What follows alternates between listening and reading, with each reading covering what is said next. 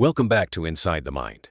Last time, we explored the 10 personality disorders, what they look like, how they show up in daily life. Today, Sid's taking us a step further. How do these patterns form? How are they diagnosed? And most importantly, what can help? Yeah. Personality disorders don't just appear out of nowhere. They're a mix of biology, psychology, and experience. Nature and nurture in constant negotiation. So, Sid, where does it start? Childhood? Genetics? Trauma? Usually, all of it. Personality starts forming in childhood, shaped by how safe, seen, and soothed we felt. If those foundations are shaky, like inconsistent parenting, neglect, or unstable attachment, a child learns survival strategies that later become rigid patterns. So, a coping mechanism that once helped becomes a trap. Exactly. Someone who learned, "I can't trust anyone," might grow into paranoid traits. Someone who learned, "I'm only loved when I perform," might lean histrionic or narcissistic. And genes can add to it impulsivity, emotional sensitivity, temperament. All can run in families. To simplify, Cluster A often links to genetic or neurological differences, traits overlapping with schizophrenia spectrum. Cluster B tends to come from emotional trauma or unstable attachment, where identity and trust never stabilize. Cluster C often grows from fear-based conditioning, learning that safety equals compliance or control.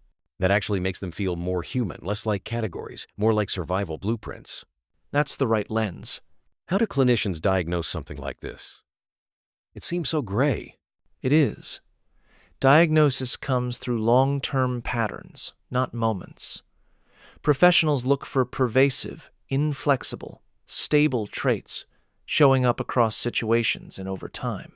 It involves interviews, self-report tools, and full life history. But good clinicians always consider context, culture, trauma, development. So not something you can identify from a TikTok or one bad breakup. Laughs. Exactly. Toxic, narcissist, borderline. They're used as insults online, but real diagnosis takes empathy and time. Here's what I want to know. Can people with personality disorders change? Yes. It's not about changing who they are. It's about regulating how they relate to themselves and others. It takes time and structured therapy. These types benefit most from supportive and cognitive behavioral approaches. Paranoid. Build trust slowly. Challenge distortions gently. Schizoid. Develop emotional awareness and tolerance. Schizotypal. Combine therapy with low-dose medication for cognitive distortions and anxiety. So it's about softening defenses, not forcing connection. Exactly. Safety first, insight later. This cluster often needs emotion-focused and skills-based therapies. BPD, dialectical behavior therapy, mindfulness, emotional regulation, distress tolerance, antisocial, focus on accountability, empathy, impulse control, histrionic, build self-esteem that isn't dependent on attention, narcissistic, schema or psychodynamic therapy to reach the vulnerable self beneath the armor. So even when patterns seem hardwired, healing's possible if people sit with the discomfort. Yes, the goal isn't perfection. It's self-awareness and flexibility. Cluster C responds beautifully to therapy because the core is fear, not defiance. Avoidant. CBT and exposure rebuild social confidence. Dependent. Therapy builds autonomy and decision-making. OCPD. Mindfulness and cognitive restructuring reduce rigidity and perfectionism. So the anxious types heal through trust and tolerance for imperfection. Exactly, learning that safety can exist even without control. This must be tough for therapists, right? These patterns can be intense to work with. Very. But good therapy isn't about fixing someone. It's about staying steady while they learn to. Therapists use boundaries, consistency, and compassion as medicine.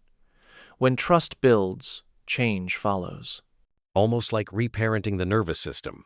That's exactly it. What can listeners take away, especially if they recognize bits of these traits in themselves? First, don't panic. Everyone has shades of these traits. A disorder forms only when they're inflexible and cause harm. Second, help exists therapy, reflection, connection. Third, healing isn't about erasing who you are. It's becoming the healthiest version of yourself within your own temperament. So, it's not you are your diagnosis, it's you are your growth. Exactly. Diagnosis is a map, not a sentence. That's a beautiful way to close. Next time, we'll explore how personality patterns affect love and attachment, why some of us chase closeness and others run from it. And how knowing your pattern can transform not just relationships, but self-acceptance. Thanks for tuning in to Inside the Mind. Remember, understanding is the first step toward healing.